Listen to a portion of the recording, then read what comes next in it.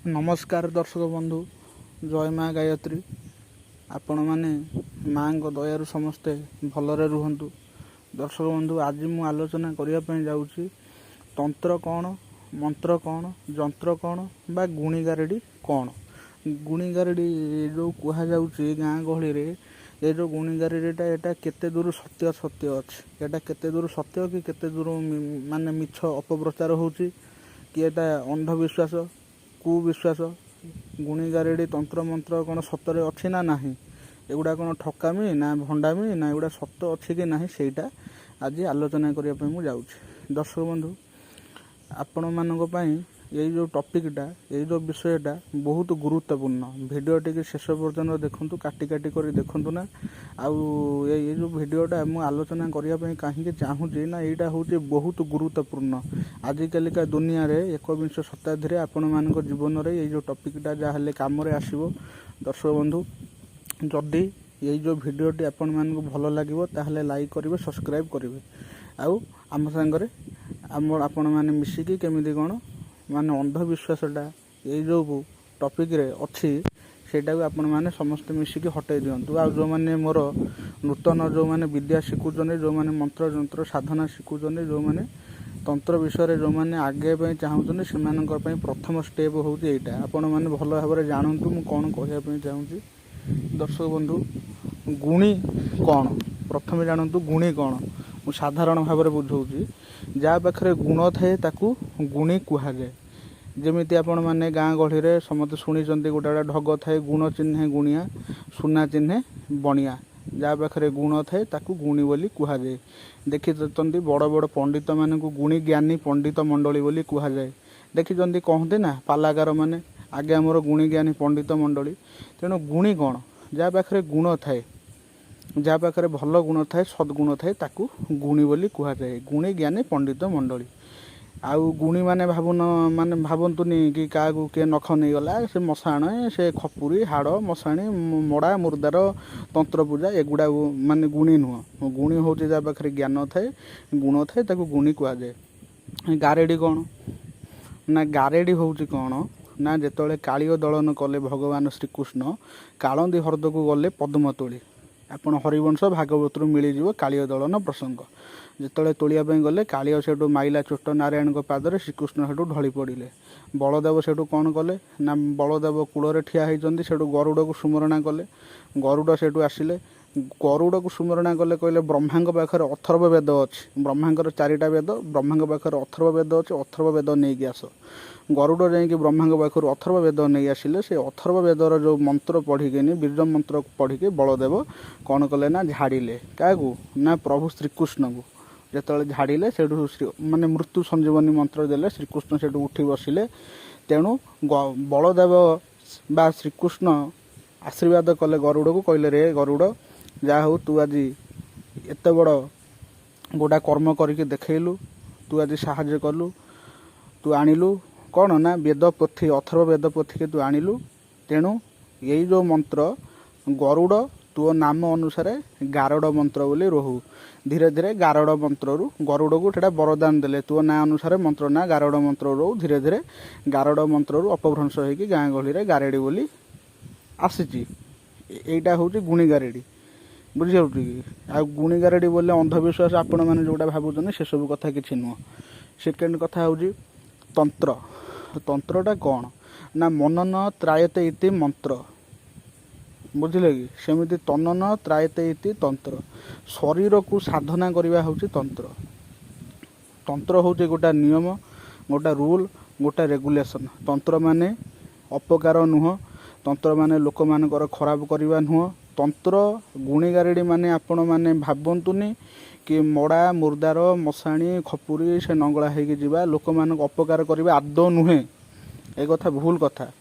आपण मैंने देखिथे कलिकता कालीघाटी जी रामकृष्ण परमहंस को देखिथे सी माँ काली की माँ रूप आराधना करते रामकृष्ण परमहंस कथा उदाहरण दौर जोगी गुरु निगमानंद ठाकुर निगमानंद को दीक्षित बहुत अच्छा तांत्रिक गुरु सी तंत्र को सृष्टि कर भगवान शिव जन समाजर मंगल भगवान शिव तंत्र को सृष्टि कर ଶିବ କହନ୍ତି ପାର୍ବତୀ ଶୁଣନ୍ତି। ଶିବ ଉବାଚ ପାର୍ବତୀ ଉବାଚ। ଶିବ ଭଗବାନ କହୁଛନ୍ତି, ପାର୍ବତୀ ମା ଶୁଣୁଛନ୍ତି। ଇଏ ହେଉଛି ତନ୍ତ୍ର। ତନ୍ତ୍ର ଶିବଙ୍କ ପାଖରୁ ସୃଷ୍ଟି ହେଇଛି। ଆଉ କ'ଣ ତନ୍ତ୍ର ଋଷିମୁନିଙ୍କ ପାଖରୁ ସୃଷ୍ଟି ହେଇଛି। ଦେଖନ୍ତୁ ଦର୍ଶକ ବନ୍ଧୁ, ଆଜିକାଲି କଳି ଯୁଗରେ ତ କେହି କାହାର ନୁହଁ। ନିଜ ମା ତ ପୁଅର ନୁହଁ, ଭାଇ ତ ଭାଇର ନୁହଁ, ସ୍ୱାମୀ ତ ସ୍ତ୍ରୀର ନୁହଁ, ନିଜର ଲୋକ ହେଉନାହାନ୍ତି। ତେଣୁ ସ୍ୱଜାତି ପର ହିଂସୁକ। ଧରାଯାଉ ଗୋଟେ ବ୍ରାହ୍ମଣ ପୂଜା କରୁଛି, ଆପଣମାନେ ପୂଜା କରୁଛନ୍ତି, ସେ ଆପଣଙ୍କୁ ହିଂସା କରିବ, କାହିଁକିନା ଆପଣ ତା ବେପାରଟା ବୁଡ଼େଇ ଦେଉଛନ୍ତି ନା। ଆଉ ସ୍ୱଜାତି ନିଜର ଜାତି ଭାଇମାନେ ମାନେ ପରସ୍ପରକୁ ହିଂସା କରନ୍ତି, ଘୃଣା କରନ୍ତି, ବୁଝିହେଉଛି କି। ତେଣୁ ତନ୍ତ୍ରଟା ହେଉଛି କ'ଣ ନା ଜନସମାଜର ମଙ୍ଗଳ ପାଇଁ ତନ୍ତ୍ର ସୃଷ୍ଟି ବା ମନ୍ତ୍ର ସୃଷ୍ଟି। ଆପଣମାନେ ଭୁଲ ଅର୍ଥରେ ୟାକୁ ନିଅନ୍ତୁନି, ଅନ୍ଧବିଶ୍ୱାସ ରଖନ୍ତୁନି ଦର୍ଶକ ବନ୍ଧୁ। ଆଉ ଗୋଟେ କଥା ହେଉଛି କ'ଣ, ଆମେ ଯେତେବେଳେ ପୂଜା ପାଠ କରୁଛେ, ଯେମିତି କହୁଛେ ଯେଉଁ ସବୁ ଋଷି ଛନ୍ଦ ବଶିଷ୍ଠ, ବିଶ୍ୱାମିତ୍ର, ଅଙ୍ଗିରା, ଯେମିତି ବହୁତ ଋଷି, ଯେମିତି ନାରଦ ଋଷି, ଯେମିତି ଆମେ ଯେଉଁ ବଟୁ ମନ୍ତ୍ର ସିଅ ଯେମିତି ଅଛି, ଯେମିତି ଦୈବୀ ଗାୟତ୍ରୀ ଛନ୍ଦ, ଯେତେକ ଋଷିମାନେ ସବୁ ଅଛନ୍ତି ଆମର ପୂର୍ବଜ, ତାଙ୍କ ନାମ ଅନୁଯାୟୀ ଆମର ଗୋତ୍ର ହୋଇଛି। ଆପଣଙ୍କ ଗୋତ୍ର କ'ଣ ନା ମୋ ଗୋତ୍ର ଭରଦ୍ୱାଜ, ସିଏ କହୁଛି ନାଗସ୍ୟ, ସିଏ କହୁଛି ବଶିଷ୍ଠ। ସେଇଭଳି ଭାବରେ ଆମ ଋଷିମୁନିମାନେ, ଆମର ପୂର୍ବଜମାନେ, ମଣିଷ ହେଉଛି ଆର୍ଯ୍ୟ ସଂସ୍କୃତିରେ ପ୍ରକୃତିର ଉପାସନା ପ୍ରଥମେ ଥିଲା। ଆମ ପୂର୍ବଜ ଋଷିମୁନିମାନେ ସେମାନେ ସାଧନା କରିଥିଲେ, ସାଧନାରେ ସିଦ୍ଧି ଲାଭ କରିଥିଲେ, ଆମ ପାଇଁକା ଥୋଇ ଦେଇ ଯାଇଛନ୍ତି ସାଧନା ପୋଥି, ଲୋକମାନଙ୍କର ଉପକାର ପାଇଁ, ଜନସମାଜର ଉପକାର ପାଇଁ। ତେଣୁ ଋଷିମୁନିମାନେ ବି ତନ୍ତ୍ର ସାଧନା କରୁଥିଲେ। ଯେତେକ ଋଷିମୁନି ସବୁ ଥିଲେ, ବଶିଷ୍ଠ ହୁଅନ୍ତୁ, ବିଶ୍ୱାମିତ୍ର ହୁଅନ୍ତୁ, ଯେତେ ଋଷି, ନାଗସ୍ୟ ଭାଗସ୍ୟ, ଆପଣ ମାନେ ପରାଶର ଋଷିଙ୍କ ଠାରୁ ଆରମ୍ଭ କରି ସେ ମନୁ ଫନୁ ଯେତେ ଯିଏ ଥିଲେ, ସେମାନେ ସମସ୍ତେ ତନ୍ତ୍ର ସାଧନା କରୁଥିଲେ, ବୁଝିହେଉଛି କି। ତେଣୁ ତନ୍ତ୍ରଟାର ମାନେ କିଛି ଖରାପ ନୁହଁ। ତନ୍ତ୍ରଟା ହେଉଛି ଗୋଟେ ପ୍ରୋସେସିଂ। ମଣିଷ ଆପଣ ନିଜ ଶରୀରକୁ ନିଜେ ସାଧିବା ହେଉଛି ତନ୍ତ୍ର। ତନ୍ତ୍ର ମାନେ କିଛି ଖରାପ ମାଇଣ୍ଡ ଆପଣମାନେ ଭାବନ୍ତୁନି। ଆଉ ମହାପୁରୁଷ ଅଚ୍ୟୁତାନନ୍ଦଙ୍କ ନାଁ ଶୁଣିଛନ୍ତି, ମାଳିକା ଲେଖକ, ଜଗନ୍ନାଥ ଦାସ ଭାଗବତ ଲେଖକ, ଶିଶୁଅନନ୍ତ ଦାସ, ଯଶୋବନ୍ତ ଦାସ, ତେଣୁ ବଳରାମ ଦାସ, ଏମାନେ ସବୁ ତନ୍ତ୍ର ବିଦ୍ୟା ଜାଣନ୍ତି। ତନନ ତ୍ରାୟତେ ଇତି ତନ୍ତ୍ର। ତନ୍ତ୍ର ହେଉଛି ଗୋଟେ ନିୟମ, ଗୋଟେ ରୁଲ୍ ରେଗୁଲେସନ୍। ତନ୍ତ୍ର ମାନେ ଆପଣ କିଛି ଖରାପ ବୋଲି ଭାବନ୍ତୁ ନା, ବୁଝିଲେ କି ଦର୍ଶକ ବନ୍ଧୁ। ଯେଉଁ ବ୍ରାହ୍ମଣମାନେ କହୁଛନ୍ତି ଯେଉଁ ପ୍ରେତକର୍ମ ଉପରେ, ବ୍ରାହ୍ମଣମାନେ ଯେଉଁ ପୁଷ୍କରା ଛଡ଼ଉଛନ୍ତି, ସେଇଟା କ'ଣ ପ୍ରେତକର୍ମ ନୁହଁ? ବ୍ରାହ୍ମଣମାନେ ଯେଉଁ ଦୁର୍ବଳ କର୍ମ କରୁଛନ୍ତି, ସେଇଟା କ'ଣ ପ୍ରେତକର୍ମ ନୁହଁ? ତୁଠ କର୍ମ, ଦଶକର୍ମ ହେଉଛି, ସେଇଟା କ'ଣ ପ୍ରେତକର୍ମ ନୁହଁ? ସେଇଥିପାଇଁ ତ ଅଲେଖିଆ ମାନେ ବ୍ରାହ୍ମଣ, ଯେଉଁ ଅଲେଖ ମହିମା ଧର୍ମର ଦୀକ୍ଷିତ ମାନେ କାହିଁକି ବ୍ରାହ୍ମଣଙ୍କ ଘରକୁ ଯାଆନ୍ତିନି? କାହିଁକି ବ୍ରାହ୍ମଣଙ୍କ ଘରକୁ ମାନେ କିଛି ଆହାର କରନ୍ତିନି? କାହିଁକିନା ବ୍ରାହ୍ମଣ ପ୍ରେତର ଉଚ୍ଚିଷ୍ଟ ଖାଦ୍ୟ ରୂପରେ ଗ୍ରହଣ କରନ୍ତି ବୋଲି ମହିମା ଧର୍ମର ଦୀକ୍ଷିତ ମାନେ ସମସ୍ତେ କୁହନ୍ତି, ବୁଝିହେଉଛି କି। ତେଣୁ ସବୁ ମନ୍ତ୍ର ଅଛି, ଯେଉଁ ଗାୟତ୍ରୀ ମନ୍ତ୍ର ଅଛି। ତେଣୁ ସାଧନା କ'ଣ? ସାଧନା ଦୁଇ ପ୍ରକାର, ଗୋଟା ହେଉଛି ଦକ୍ଷିଣାଚାର, ଗୋଟା ହେଉଛି ବାମାଚାର। ଦକ୍ଷିଣାଚାର ସାଧନା ହେଉଛି ବୈଦିକ ସାଧନା, ଆପଣ ବେଦରେ କରିବେ। ସୌମ୍ୟ ସାଧନା ହେଉଛି ବୈଦିକ ସାଧନା, ହେଉଛି ଦକ୍ଷିଣାଚାର। ଆଉ ବାମାଚାର କ'ଣ ନା, ବାମାଚାର ହେଉଛି ଯେଉଁଗୁଡ଼ା ସବୁ ନାଗାନ୍ତିକ ଉଗ୍ର ପଦ ଗୁଡ଼ାକ, ଯେଉଁ ମଡ଼ା ମଶାଣି ଫସାଣି, କିନ୍ତୁ ବାମାଚାରଟା ଠିକ୍ ନୁହଁ। ଏଗୁଡ଼ା ସବୁ ଅସୁରିକ ସାଧନା, ଅସୁରମାନେ କରୁଥିଲେ, ନୀଚ ଯୋନିର ସାଧନା। ଏଗୁଡ଼ାକ କାଳକ୍ରମେ ଅପଭ୍ରଂଶ ହେଇଛି, ବୁଝିହେଉଛି କି। କିନ୍ତୁ ଦକ୍ଷିଣାଚାର ସାଧନାଟା ହେଉଛି ଠିକ୍।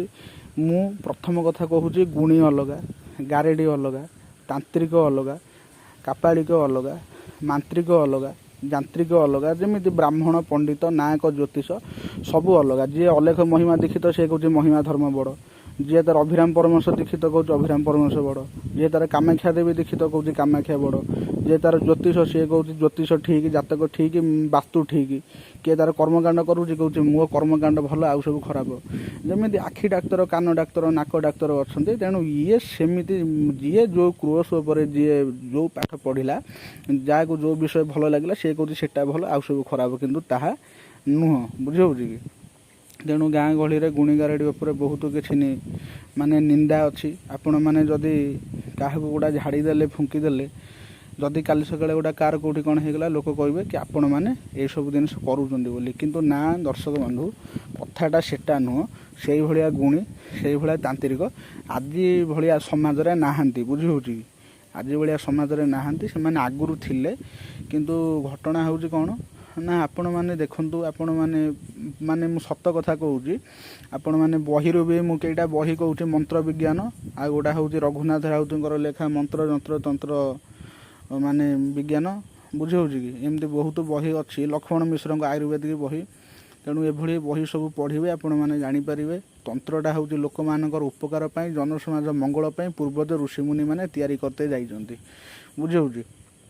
ଆଉ ଆପଣ ଶାବର ତନ୍ତ୍ରରେ ଜାଣିବେ ନିତେଇ ଧୋବଣୀ, ପତ୍ର ସୌରୁଣୀ, ଶୁକୁଟି ଚମାରୁଣୀ, ଲୁହୁକୁଟି ଲହୁରାଣୀ, ଶୁଆ ତେଲୁଣୀ, ଗାଙ୍ଗି ଗୌଡ଼ୁଣୀ, ଜ୍ଞାନ ଦେଇ ମାଲୁଣୀ। ଏମାନେ ହେଉଛନ୍ତି 7 ଜଣ ସାଧକ, 7 ଜଣ ଭଉଣୀ। ଏମାନଙ୍କୁ ପୂଜା କରାଯାଏ। ଜଗନ୍ନାଥଙ୍କର ପରମ ଭକ୍ତ ହେଉଛନ୍ତି ନିତେଇ ଧୋବଣୀ। ଆପଣମାନେ ଯେତେବେଳେ ପୁରୀକି ଯିବେ ନିତେଇ ଧୋବଣୀ ମନ୍ଦିର ପାଇଯିବେ। ଧୋବେଇଗଡ଼ର ଲୋକମାନେ ଆସନ୍ତି ପୁରୀର ଯେଉଁ ମାଦଳା ପାଞ୍ଜି ମୁକ୍ତି ମଣ୍ଡପର ବ୍ରାହ୍ମଣ ସମାଜମାନେ ଅଛନ୍ତି, ପଚାରିବେ ନିତେଇ ଧୋବଣୀ ନାଁ ଲେଖା ହେଇଛି। ନିତେଇ ଧୋବଣୀ କିଏ ସେ? ନିତେଇ ଧୋବଣୀ ଯେଉଁ ସବୁ ରୁଲ୍ ଲଗେଇଥିଲା, ନିତେଇ ଧୋବଣୀ ଯେଉଁ ଆଜି ଯେତିକି ପୁରୀରେ ନୀତି ନିୟମ ଚାଲୁଛି ତା ଦେହରୁ ଅଧିକାଂଶ ମାନେ ନୀତି ନିୟମକୁ ସୃଷ୍ଟି କରିଛି ନିତେଇ ଧୋବଣୀ। ନିତେଇ ଧୋବଣୀ ସିନା ଚାଲିଯାଇଛି, କିନ୍ତୁ ଆଜି ବି ସେ ଯେଉଁ କାଉଁରୀ ବଟେଶ୍ୱର ମହାଦେବ ଅଛନ୍ତି, ବୁଝିହେଉଛି ଦର୍ଶକ ବନ୍ଧୁ। ତେଣୁ ଏମାନେ ହେଉଛନ୍ତି 7 ଭଉଣୀ ଶାବର ତନ୍ତ୍ରରେ। ତେଣୁ ଏମାନେ ଯେଉଁ ସବୁ ମନ୍ତ୍ର ଯେଉଁ ସବୁ ସୃଷ୍ଟି କରିଦେଇଛନ୍ତି। ଆଚ୍ଛା, ଆପଣମାନେ ଗୁରୁ ଗୋରଖନାଥଙ୍କୁ ମାନୁଛନ୍ତି? ଯେଉଁ ବୋଲବମ୍ ଭାଇମାନେ ବି ଯାଉଛନ୍ତି ପାଣି ଭାର ନେଇକିନି ଗୋରଖନାଥ ଜଗତସିଂହପୁର ସାରଳା ଦର୍ଶନ କରି। ତେଣୁ ଗୁରୁ ଗୋରଖନାଥଙ୍କ ପାଖକୁ ଯାଉଛନ୍ତି। ତେଣୁ ଗୁରୁ ଗୋରଖନାଥ ତାଙ୍କ ଶିଷ୍ୟ ମଚ୍ଛେନ୍ଦ୍ରନାଥ, କିଏ କାହାକୁ ମାନିଲା କିଏ କାହାକୁ ନ ମାନିଲା, କିଏ କାହାର ଦୀକ୍ଷିତ, ସମସ୍ତେ ସମସ୍ତଙ୍କୁ ଖେସା ପରିହାସ ଥଟ୍ଟା ଉପହାସ କରୁଛନ୍ତି। ଆଜିକାଲି କଳିଯୁଗରେ ବିଦ୍ୟାଟାକୁ କେହି ମାନୁନାହାନ୍ତି, ବୁଝିହେଉଛି। ବିଦ୍ୟାଟା ଅଛି ବୋଲି ସରକାର ବି ମାନୁନି। ଏମିତିକି ଯେଉଁ ସବୁ ଆମର ଯେଉଁ ଅଛନ୍ତି, ଯେଉଁମାନେ ସବୁ ଦେହଜୀବୀ ଦେହ ବ୍ୟବସାୟ କରୁଛନ୍ତି, ସେମାନଙ୍କୁ ବି ସରକାର ଲାଇସେନ୍ସ ଦେଇଛି। କିନ୍ତୁ ଗୁଣିଗାରେଡ଼ି ତନ୍ତ୍ର ମନ୍ତ୍ରକୁ ସରକାର ଲାଇସେନ୍ସ ଦେଉନି, ମାନୁନି, କହୁଛି ବ୍ଲାକ୍ ମ୍ୟାଜିକ୍, ଅନ୍ଧବିଶ୍ୱାସ। କିନ୍ତୁ ଅନ୍ଧବିଶ୍ୱାସ ଏଗୁଡ଼ା ଜମା ନୁହଁ। ସବୁ ଧର୍ମରେ ଆକୁ ମାନୁଛନ୍ତି। ଆଉ ଆପଣମାନେ ଦେଖିଥିବେ 4ଟା ବେଦ, ଋକ୍ ସାମ ଯଦୁ ଅଥର୍ବ ବେଦ। ଅଥର୍ବ ବେଦରେ ମନ୍ତ୍ର ଯନ୍ତ୍ର ତନ୍ତ୍ରର ମାନେ ବ୍ୟାଖ୍ୟା କରାହେଇଛି, ଲେଖା ହେଇଛି। ଯଦି ଜନସମାଜର ଅପକାର, ତାହେଲେ ଅଥର୍ବ ବେଦରେ କାହିଁକି ଦିଆହେଲା? ବ୍ରହ୍ମଦେବ ଅଥର୍ବ ବେଦ ଧରିଛନ୍ତି। ବ୍ରାହ୍ମଣମାନେ ବି ଆପଣମାନେ ବେଦ ପଢ଼ୁଛନ୍ତି। ଓମ୍ ସୁରନ ଦେବୀ ରବିଷ୍ଟୟ ଆପ ଭବନ୍ତୁ, ଏ ଯେଉଁ ମନ୍ତ୍ରଟା ଯେଉଁଟା ପଢ଼ୁଛନ୍ତି, ଏଇଟା ଅଥର୍ବ ବେଦର ମନ୍ତ୍ର। ତେଣୁ ଯେଉଁ ସବୁ ଚେରମୂଳି ଜଡ଼ିବୁଟି ଚରକ ସଂହିତା ଚରକ ଋଷି ଲେଖିଛନ୍ତି। ଲକ୍ଷ୍ମଣ ମିଶ୍ରଙ୍କ କଥା ଜାଣିଛନ୍ତି, ଅନୁଭୂତି ଯୋଗମାଳା ଘର ବୈଦ ବହି, ଆୟୁର୍ବେଦିକ ବି କାମ ଦେଉଛି, ବୁଝିହେଉଛି କି। ଆଉ ଗୁଡ଼ା ସେକେଣ୍ଡ କଥା ହେଲା, ଗୁରୁ ଗୋରଖନାଥଙ୍କ ଠାରୁ ମନ୍ତ୍ର ସୃଷ୍ଟି ହେଇଛି। ଯେଉଁ ଶାବର ତନ୍ତ୍ର, ଯେଉଁ ସବୁ ଝଡ଼ା ଫୁଙ୍କା ଯେଉଁ ହେଉଛି, ଏଗୁଡ଼ାକ ଆପଣଙ୍କର ଠାକୁର ଗୋରଖନାଥ ସୃଷ୍ଟି କରିଛନ୍ତି। ଗୋରଖନାଥଙ୍କ ପରେ ପରେ ନିତେଇ ଧୋବଣୀ, ପତ୍ର ସୌରୁଣୀ, ଶୁକୁଟି ଚମାରୁଣୀ, ଏମାନେ ନିଜେ ମନ୍ତ୍ର ଲେଖିଦେଇକି ଯାଇଛନ୍ତି, ଓଡ଼ିଆରେ ବ୍ୟାଖ୍ୟା କରିଦେଇ ଯାଇଛନ୍ତି। ୟାକୁ ଶାବର ମନ୍ତ୍ର କୁହାଯାଇଛି, ବୁଝିହେଉଛି। ଶାବର ମନ୍ତ୍ର କେଉଁ କେଉଁ କାମରେ ଲାଗେ ନା, କାହାର ଟିକେ ଗୋଡ଼ କଟିଗଲା, ରକ୍ତ ବାହାରିଲା, ବିଲବାଡ଼ିରେ ସବୁ ଚାଷ କାମରେ ସାହାଯ୍ୟ କରିବ, କେଉଁଠି ହାତ ପୋଡ଼ିଗଲା, କେଉଁଠି ଫୁଟୁକା ହେଲା, ସେ ପାଇଁ ମନ୍ତ୍ର, ରକା ବସିଲେ ମନ୍ତ୍ର, ମୁଣ୍ଡ ବିନ୍ଧିଲେ ମନ୍ତ୍ର, କାହାକୁ ସାପ କାମୁଡ଼ିଲା ମନ୍ତ୍ର, କାହା ଦେହରେ ଭୂତ ପ୍ରେତ ସବାର ହେଲା ମନ୍ତ୍ର। ତେଣୁ ଆପଣମାନେ ଦେଖିବେ ଯେତେକ ଉପକାର ବିଦ୍ୟା।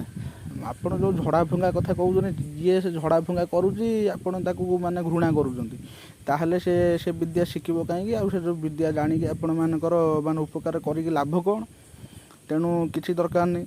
ଆପଣମାନେ ଯଦି ମରିଯିବେ, ତାହେଲେ ମୋର ଯେଉଁ ସବୁ ସାଧକ ବନ୍ଧୁମାନେ, ସେମାନେ ଆପଣଙ୍କୁ ଯାଇକି କିଛି ସାହାଯ୍ୟ ଝଡ଼ା ଫୁଙ୍କା କରିବା କିଛି ଦରକାର ନାହିଁ। ଆପଣ ଯଦି ଅପପ୍ରଚାର ଏଭଳି ଭାବରେ କରିବେ। ତେଣୁ ଏ ଯେଉଁ ଗୁରୁ ଗୋରଖନାଥ, ମଚ୍ଛେନ୍ଦ୍ରନାଥ, ଏମାନେ ମନ୍ତ୍ର ସୃଷ୍ଟି କରିଛନ୍ତି।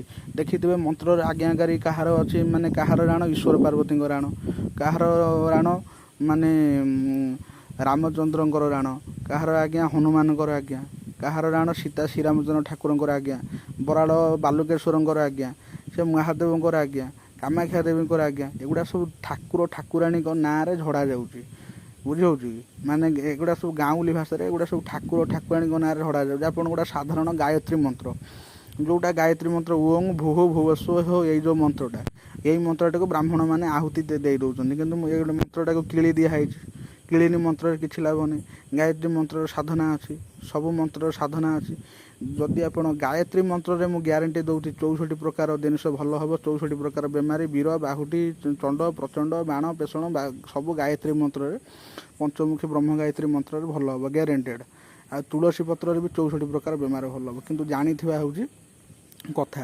ଆଉ ନ ଜାଣିକିନି ଆମେ କିଛି ଜାଣିନୁ, ଆମେ ଗୁଡ଼ାକାର ପୂଜା ମେଳା କରିଦେଉଛୁ। ଯଦି ଜଣେ କିଏ ଗୋଟେ ଜ୍ଞାନୀ ଲୋକ ଯଦି ଜାଣିଛି, ଆମେ ତାକୁ ଖେସା ପହଳି କରିବା, ଥଟ୍ଟା ଉପହାସ ପରିହାସ କରିବା, କାହା ବିଦ୍ୟାକୁ ଠିକ୍ ନୁହଁ। ମୋ ବିଦ୍ୟାରେ ମୁଁ ଜ୍ଞାନୀ ହେବା ଠିକ୍, ନିଜ ବୁଦ୍ଧିରେ ମନ୍ତ୍ରୀ ହୁଅ ପର ବୁଦ୍ଧିରେ ରାଜା ହୁଅନା, ଯେମିତି ସେମିତି ମୋ ବିଦ୍ୟାକୁ ମୁଁ ଯାହା କରିବି ଠିକ୍, କିନ୍ତୁ ଅନ୍ୟ ବିଦ୍ୟାକୁ ମୁଁ ନିନ୍ଦା କରିବାଟା ଭୁଲ।